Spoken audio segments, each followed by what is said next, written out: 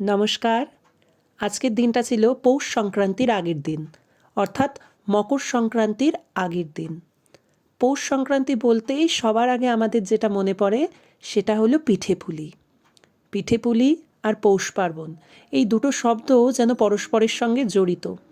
আর এই পৌষ পার্বণকে ঘিরে বা মকর সংক্রান্তিকে ঘিরেই প্রচলিত আছে বাঙালির অনেক রীতিনীতি, পুরনো দিনের অনেক নিয়মকানুন।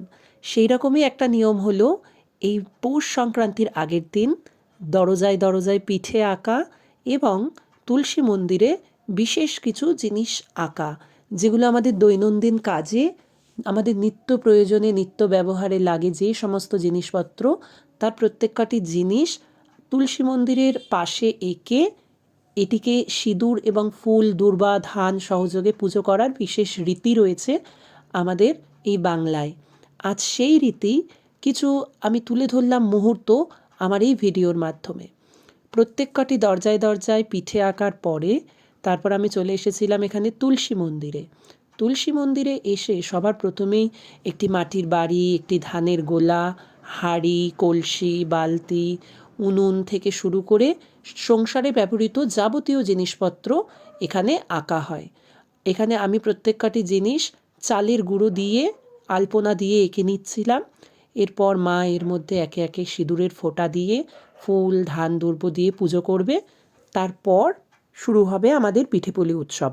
মানে আমরা বলতে পারি যে আমাদের পিঠেপুলি উৎসবের মূল যে জিনিসটা দিয়ে শুরু হয় সেটাই হলো এটা। এটি আঁকার মাধ্যমেই আমাদের পিঠেপুলির যাত্রা শুরু হয়। তবে অত্যন্ত আধুনিকতার যুগে এসে মানুষ এখন সত্যি এই সমস্ত পুরাতন চিরাচরিত রীতিগুলোকে হারাতে বসেছে। তাই আমি সবসময় চেষ্টা করি বাংলার এই পুরনো ঐতিহ্যগুলোকে তুলে ধরার জন্য। আর সত্যি যেগুলো আমার বাড়িতে আছে সেগুলো আমি চেষ্টা করি সবসময় আপনাদের সামনে তুলে ধরার।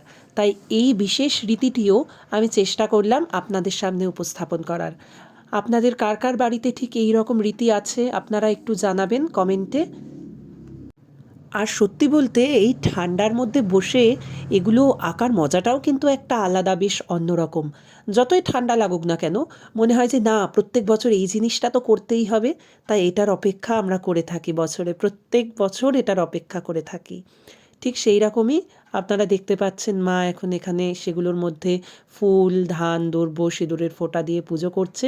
আর এই যে এখানে হলো নিত্য প্রয়োজনীয় সব জিনিসপত্র যেগুলো এঁকেছি আমি।